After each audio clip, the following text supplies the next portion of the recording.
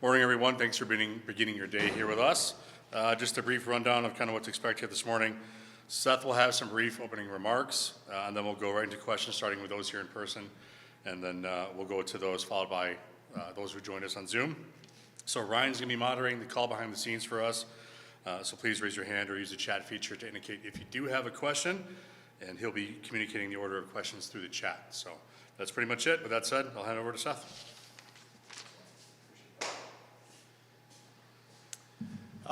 Hello to everybody. Thanks for joining us. I want to start just with how much of a privilege it's been to be the head coach of the Rochester Americans over the last 4 seasons. Such a storied franchise and so much history and tradition. And I think we did our best to uphold that standard that the fans in this organization expect. While we didn't win the ultimate prize in a Calder Cup, I'm incredibly proud of the things that we've been able to accomplish over the last 4 seasons, individually and collectively, winning playoff series for the first time in 2 decades, going to the Eastern Conference Finals, developing future NHL players, and tying for first in the North Division this year. This season didn't end how we wanted it to in the playoffs, but it was still an incredible season, full of a lot of good stories and good things that happen to the young men that are playing here. So in regards to the Sabres, I'm extremely excited to join Lindy's staff and be part of the Buffalo Sabres. Really looking forward to the opportunity to learn from a coach like Lindy, who's one of the winningest coaches in the history of our game. So much experience that I can draw from and learn from. And also for me, I love this organization. I'm thrilled to be part of the Buffalo Sabres organization. So many of that room has come through Rochester, and I've had the privilege to coach. And I'm excited to continue that journey. I'll open up to any questions. App's Game 5 ended Friday night. The announcement came out on Monday.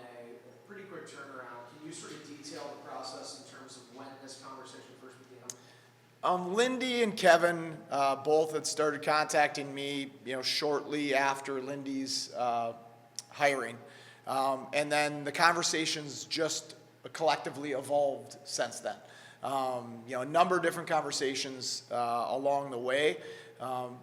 Making sure that I'm the right fit for what Lindy was looking for. That our vision in terms of how the game's supposed to be played is aligned. And so it just kind of had a natural evolution from those first conversations leading up to the eventual appointment. You speak so passionately about Rochester. Curious, was it a home run for you instantly when you were asked to do this? Did you immediately say yes, or was there some thought? There's always thought. I think that I've always been. I think if you look at my track record, I'm not a guy that jumps and just is a career jumper. I like to build things. I take a lot of pride in trying to create a culture and trying to build things the right way. And I'm incredibly proud of what we've been able to do here in Rochester and the way we've been able to do it. With that being said, this opportunity in particular, it was extremely intriguing. One, because I get the opportunity to work with a coach like Lindy and on a great staff of really good men. And that's going to be a fun room to be part of. Two, because I believe in Kevin. That's a big reason I joined the organization, probably the biggest reason I joined the organization 4 years ago, is I believe in Kevin, his vision, the kind of man he is, and the direction he's leading this organization. And I think that 3, getting to know the Pegula family and Terry over the years gives me great confidence in the direction we have from the top. And what a great organization this is to be part of. What a great man he is to work for, and the passion that he has for the Buffalo Sabres. And I think lastly is it's to stay in the organization.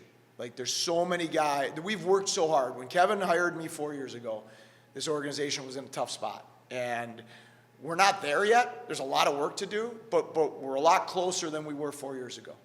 And I'm proud of that. And this is an opportunity with a lot of guys that I've coached along the way to kind of try to help push us through up in Buffalo. seasons, you talked about wanting to build things. What do you think and hope you've built here that the next head coach will be able to inherit? Well, first of all, I inherited a lot of good things. Chris Taylor is a great coach and did a really good job here. And so what I wanted to build is I wanted to build and create a culture that was family oriented, where players, staff members, support staff members could walk in the door and they were embraced for who they were, not for who they weren't. And to create an environment that was competitive as heck, that was extremely hardworking, but that was fun and filled with joy and passion. And I believe we've created that. And now I think culture's not about one person. And if it's only about one person, then it's not culture. And so I think that we've created this culture, not me. And I believe that it can continue and sustain forward.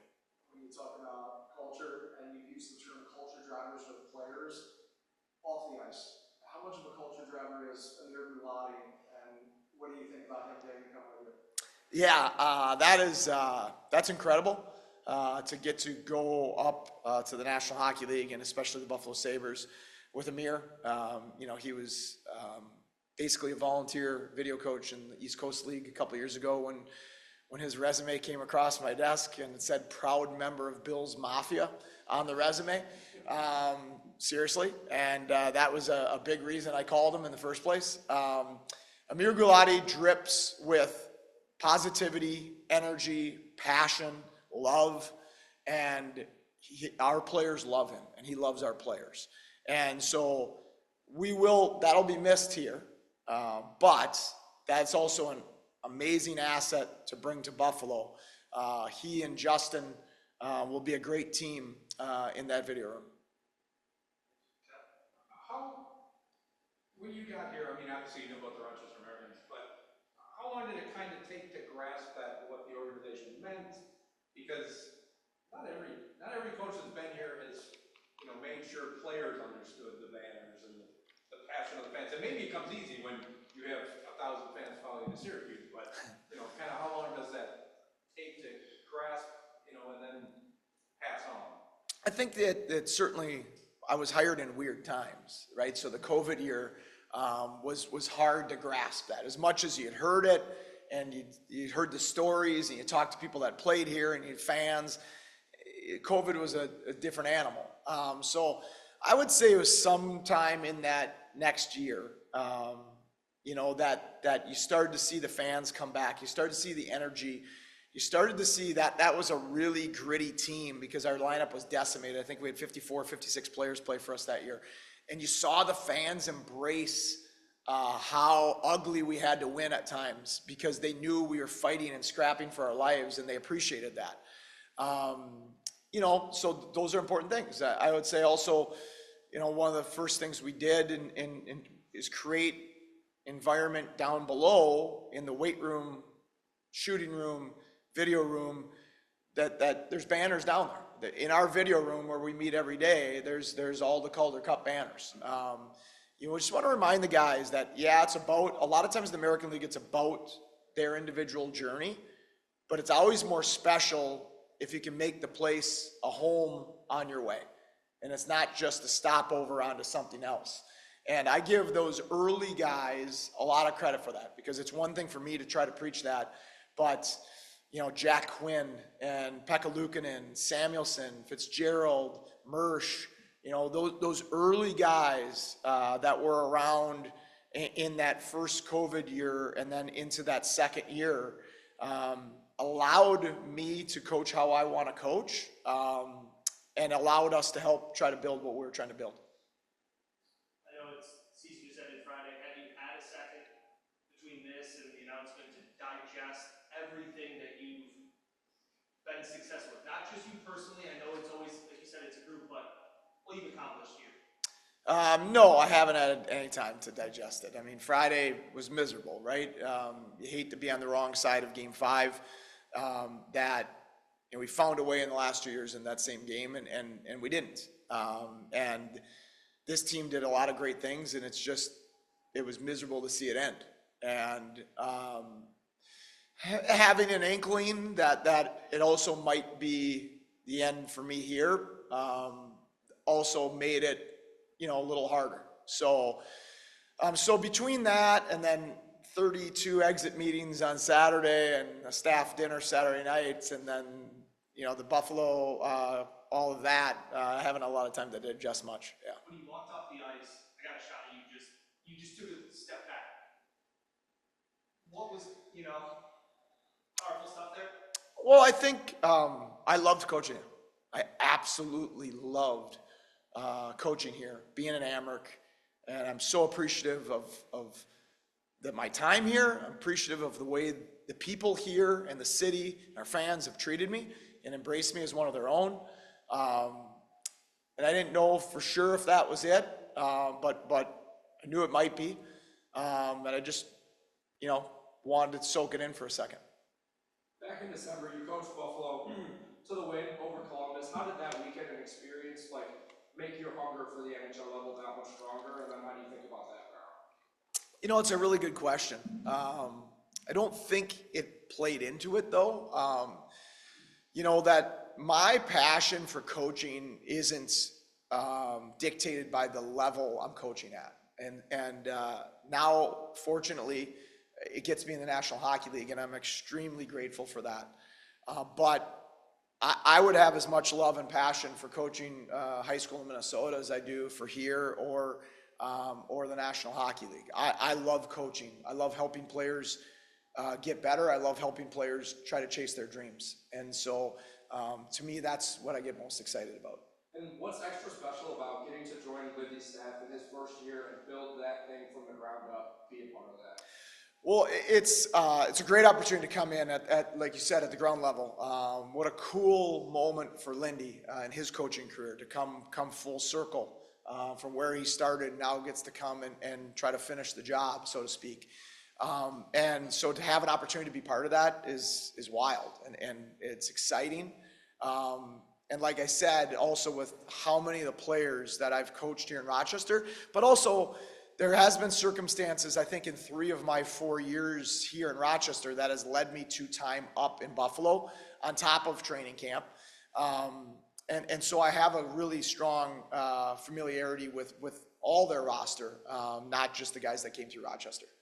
I know coaching circles are pretty small. Have you had any interaction with Lindy before, or just kind of getting to know him over these past couple weeks here? I had no interaction with Lindy before. And so it's just been a process of getting to know each other as people and as coaches and philosophies over conversations since then. There's a lot of people that we have in common and I'm sure, and I know Lindy's done his homework on me and called people that he's close with that have worked with me or played for me or whatever that is. And because that's what you do when you're going through a vetting process.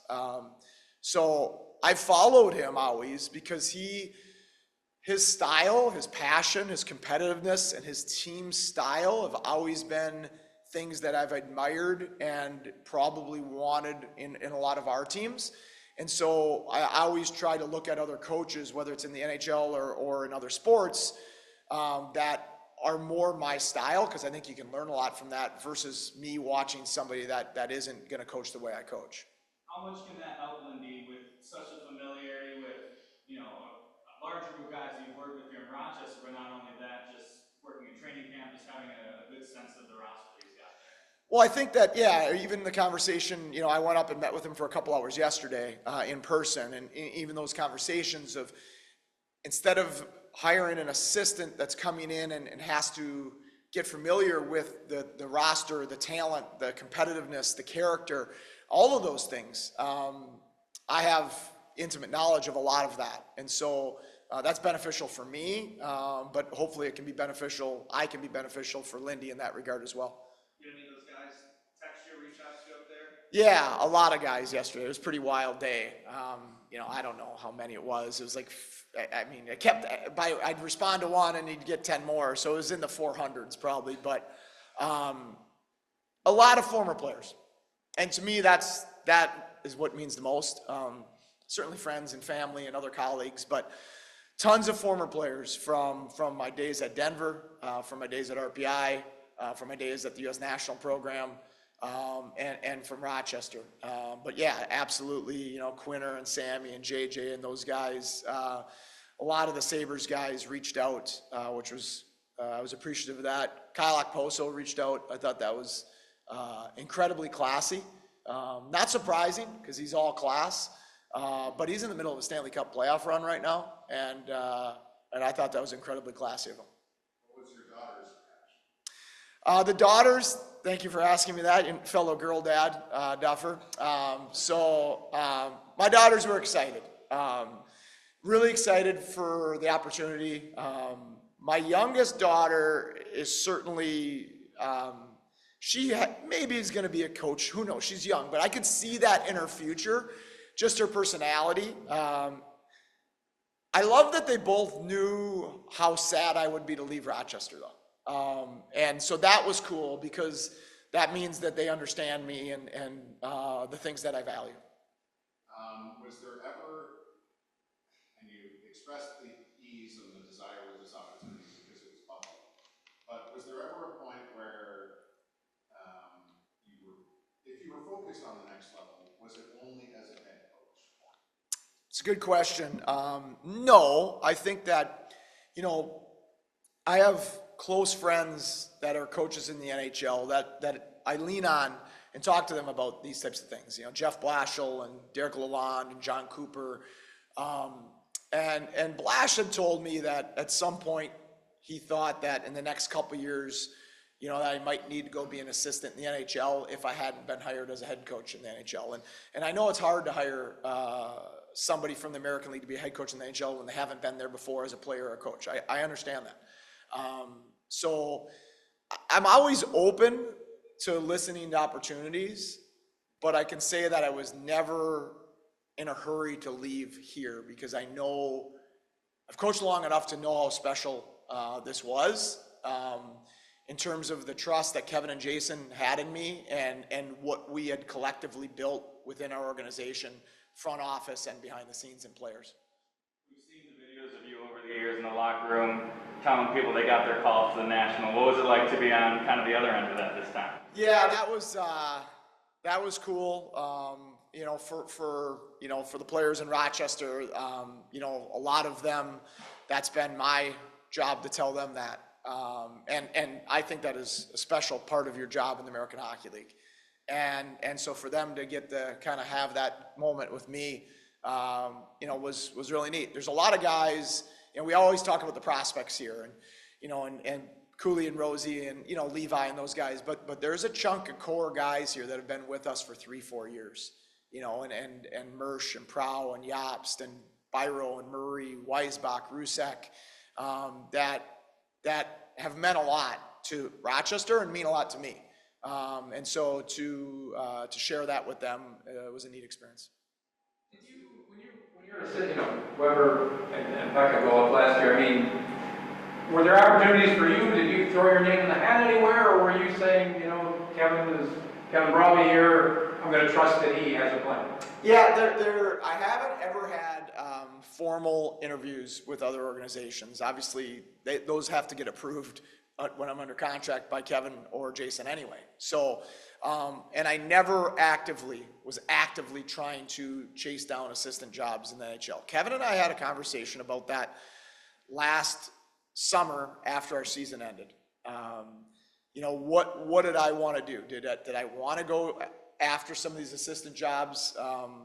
You know, that potentially my resume would allow me to have a chance to get now because of some of our success in the American League. And it was you know, I made it pretty clear to Kevin that if he wanted me to stay and continue on at Rochester, I was excited to stay here and to keep the work we were going. I still think that, you know, there's a lot of young prospects again this year. There's going to be a lot of young prospects again the next 2 years, and the team's going to continue to be incredibly young, which is a challenge in the American League, but it's a fun challenge and a challenge I've embraced. So I wasn't actively pursuing. What are you looking forward to most in an assistant's role in the NHL? Like on a game night on the bench, but even on a game night in general, like what do you think it's going to be like, and what are you most excited about? You know, I think what I'm excited about as an assistant is I've only been an assistant 3 times since I became a head coach, and they were under 18 world championships for John Robleski, and then 2 times at the men's world championships for Jeff Blashill. And what's interesting is I think going back and being an assistant now after the time I've had as a head coach, I was a way better assistant. When I was an assistant and never had been a head coach, I had no clue what George Gwozdecki was going through. I didn't know all of the stress and the pressure and the other things pulling at him behind the scenes. And, in college, it's not management, it's athletic directors, presidents, fundraising, boosters, all these different things. And you don't understand that until you've sat in that chair. And so I think I'm excited that I could be a better assistant now than I've ever been before because of the experience I've had as a head coach and understanding what Lindy is going through. And then what I'm excited about is I'm a head coach that spends a lot of time with our players, but you are pulled in a lot of different places in different ways as a head coach. And so now I just get to invest more time into our players, into relationship building and trying to help their careers. Between the banner and guys going up to the NHL, what are you most proud of your 4 years here in Rochester? I'm proud of a lot. The guys we've developed, winning the North Division, but I think mostly how we did it. To me, that is, and I am so grateful to our players for allowing me to coach how I coach. I'm incredibly hard on them. I'm very demanding of them, but I do it in my own way. And I think that you can only coach how your players allow you to, right? And so I'm grateful for the guys that we've had that have embraced me for the way I coach, and allowed us to do it how we've done it. Go ahead, Matt. Hey, Seth. I know that the power play is going to be one of your main responsibilities in Buffalo. What's your reaction to the personnel that you're going to have to work with in that specific area? And generally, what makes a successful power play given the way that penalty kills have evolved and really adapted to the way that a lot of teams have tried to score on the man advantage over the last, however many years? Yeah, so I'm excited about the opportunity. Obviously, the talent that resides on the Sabres power play is immense. And they've had some success and they've had some struggle, and that's part of it. But I know already talking to Lindy, and I love this because this is how I've operated. It's going to be collaborative. At the end of the day, am I going to probably go run the meeting? Yes, but behind the scenes, are we going to work together? Absolutely. Just like we did here with our staff, with Mersey and Pex and Vinny running the power play. Just like with Webby and Pacer running the penalty kill. I love that Lindy coaches very collaborative. That's something I was very excited about, that we're not over in our little silos and you just taking care of that area. To me, one of the main things how you succeed in the power play is you have net presence. Net presence, it allows you to create chaos. And so if there's no net presence, you're at the mercy of trying to score these highlight reel goals that look great the next morning on NHL Network, but aren't consistent and don't come all the time. And so net presence to me establishes a shot mentality and an attack mentality. And then when you have an attack and a shot mentality, you have a chance to get the penalty kill out of structure. And if you just pass along the perimeter, penalty kills get to stay in structure, especially if they're in a diamond, and they get to be comfortable in their structure. When you shoot and have an attack mentality, you get them out of structure with puck movements, shooting, or player movements. And then when you get them out of structure, now skill and creativity can take over, but the first thing you need to do is get them out of structure, and that's how I believe you do it. Yeah, my last question is you mentioned that Blash had told you recently, hey, at some point you might have to become an NHL assistant to take that top job. I'm just curious, your conversations with Kevin, in what way did I guess that he frame it to really convince you, that you could be part of the solution in Buffalo and you could really have a hand in helping, these guys reach that next level? Well, I think first it's the conversations with Lindy, because Kevin and I have a strong relationship that's built over time, but Lindy also needed to want me to be there, right? And to me, that's the key thing, is that that Lindy and I start to have that synergy and that connectivity that coaching staffs need to have to be successful. Kevin, Kevin knows how much I believe in the direction of the organization. And so he talked about Lindy and him talked about not only me coming up, but then having a prominent role on the staff when I come up. And I said to Lindy and to Kevin, as excited as I am to be in the NHL and more excited to be with the Buffalo Sabres, the biggest reason I'm saying yes is I believe in the men in that room. I know those players. I know what's inside of them. I know the guys I've coached, but I know a lot of the other guys pretty well too. And I have a high belief of what's inside that room, and that's something that really excites me. Thanks, Seth. Go ahead, Hi, Mike. Seth. Congratulations. Welcome to the National. Tell me this a little bit. In the series against Syracuse, we saw a lot of attention paid to Yuri Kulik as your top goal scorer, and it was a struggle for him. It was a little reminiscent of what I think Jack Quinn went through against Laval. What is your takeaway of Kulik's series, and what can he learn from that going forward? Yeah, that's a great question, and you're right. It's funny. It's very similar to Quinn against Laval in that year, and probably some of the Utica series as well, where Quinn was doing a lot of good things and pucks weren't going into net. Yuri Kulik did a lot of good things for us in those 5 games. Pucks didn't go in the net for him in this series. Some of that due to how great defensively Syracuse was. Some of that due to, I think, he forcing it a little bit. I think he started the series putting too much pressure on himself that he needed to be better than he was last year for us because we don't have as much around him. He's more of a go-to guy even than he was last year. So now that's a good learning lesson for him that's never a way mentally to start a series.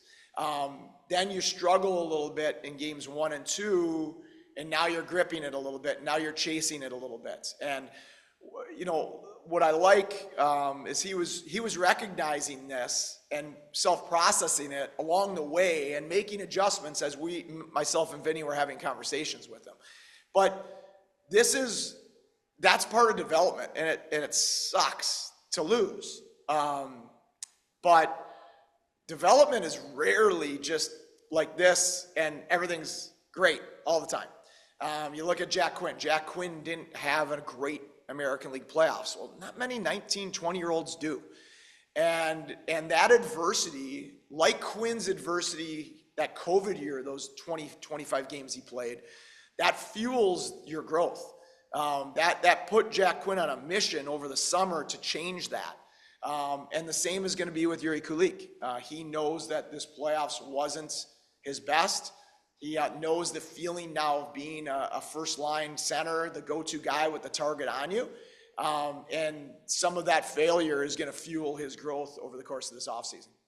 And I have one other question for you. I wanted to just go back to something you said after Game 5 about how the process of a season has to start completely at the bottom. You can't pick up from where you finished against Hershey. And those of us who cover the Sabres pretty much think they felt they were just going to pick up from the last 10 games of last season, and it didn't work out that way. What was your sense in training camp and just about the feeling in the organization? Was there a feeling that they had arrived, and now how much motivation is there more when, they've clearly had a step back season and now have to, find that plane again? Yeah, I mean, it's hard for me to comment on that because I am at training camp and I'm a part of training camp, but that's not my team. And I'm not running that room and feeling that every day. I did wonder though if we would have been better off making it by a point and then maybe losing to a physical heavy team and having to learn those lessons. And then the next year you have the chip on your shoulder because of that. It's hard to know for me because I'm not in that room all the time. But I definitely know that is going to be there from this past year, from the failure of this past year, and the drive that group's going to have under Lindy heading into the start of next year. Thanks, Seth. Thank you. Go ahead, Bill. Hi, Seth. Congratulations. I was just wondering what you thought of Izak's season. as far as, he had a fast start, he got the NHL, he had that big slump, and then by the end he had rebounded. I was wondering just what you thought of how we've talked about how he's evolved into more of a two-way threat, but just your feelings on the growth and what he endured this season. I thought Isak had an excellent season. I think his slump was only a scoring slump, not a play slump. He was one of our most dependable, consistent, competitive players night in, night out, all season long. Like you said, still tied for a scoring lead in the regular season. So that's impressive enough at 20 years old, turning 21. Not easy to do.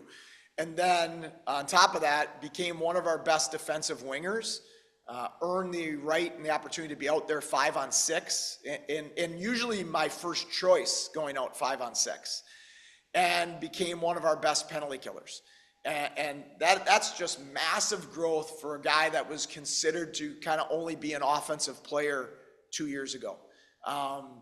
And that's what you need, because there's not a lot of spots open in the NHL, not only the Sabres, but the NHL in general, in everybody's top six. And a lot of times you have to break in being a middle six or a bottom six, and then you have to do all those other things we're talking about. And then you can potentially show and play your way, once you do that, into a top six role. And I think Isak is on a great trajectory of that. And now he needs to attack this summer and keep changing his body, and keep adding more strength and power and explosiveness. It's as far as Joseph Ciccone goes. I mean, he played big minutes again for you in the playoffs. I mean, I guess he's 27. What has he kind of evolved to over, 5 or 6 years in the AHL? What has he kind of become now, in your opinion? I think he's starting to, over the time with us, and I can't speak to the time before, but I think there's always a hope in a young player that you're a little more offensive, and maybe there's power play in your future and things like that. And I think he's really embraced this physical, competitive, stay-at-home defenseman that's hard to play against, that's easy to play with, that plays against the other team's top lines, and makes the game hard on him. And I think he's seen that playing that style has grown his role, has grown his minutes, has grown his responsibility in the American Hockey League. And I think he's still at his age, even though he's getting into his middle 20s, he's still growing. He's still getting better. He got better in his year and a half with us. And that excites me about where he can still go. Thank you, Seth. Thank you. Go ahead, Joe. Seth, congratulations. Thank you.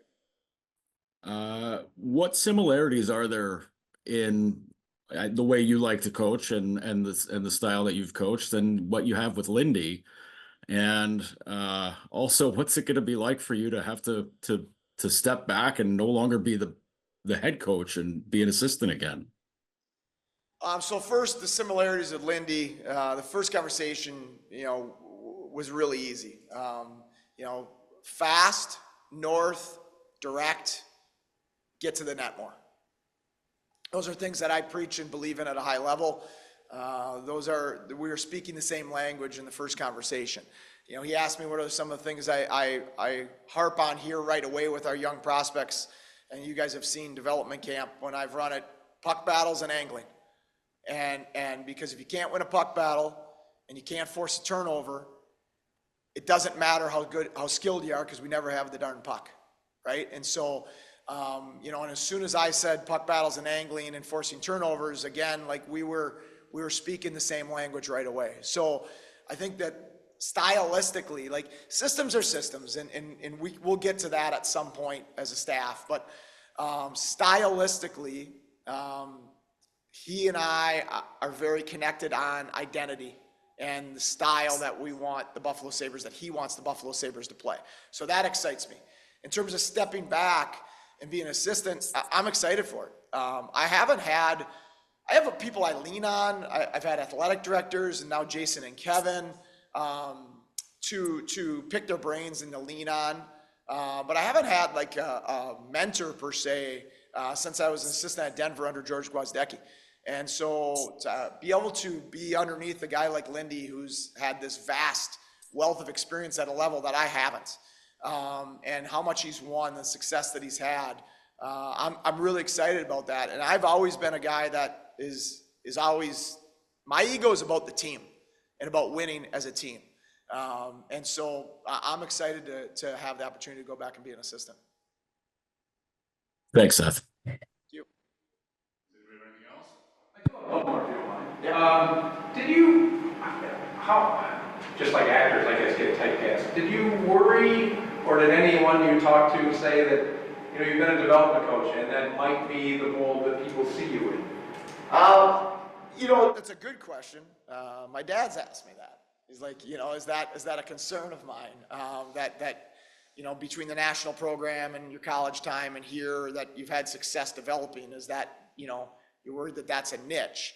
I've never worried about it because my theory and philosophy has never been to have this master plan or 5-year plan or any of those things. It's been to be great where you're at and try to excel in the role that I'm in.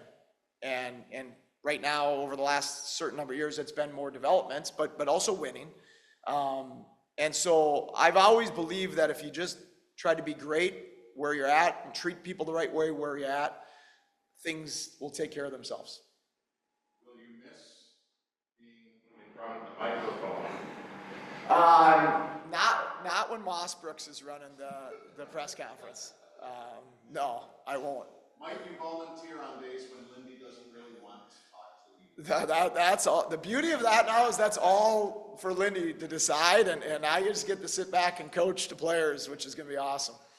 With what you said about developing guys, in the parts of your career that you're through, how do you think that's going to help you now at the NHL level, take maybe some good NHL players and ascend them to like some of the best players in the world? Well, I think that development doesn't stop because you get to the National Hockey League, and players need to constantly, and the players are like they're at that level for a reason. It's not because they're complacent. They're always tinkering. They're always trying to add a thing to their game over the summer or in the season, and so that's something I've been incredibly proud of. Here is we've had career years from Prow, Jobst, Mersch, our older contingent of guys. That just proves to me that getting better in development isn't all about being a young player.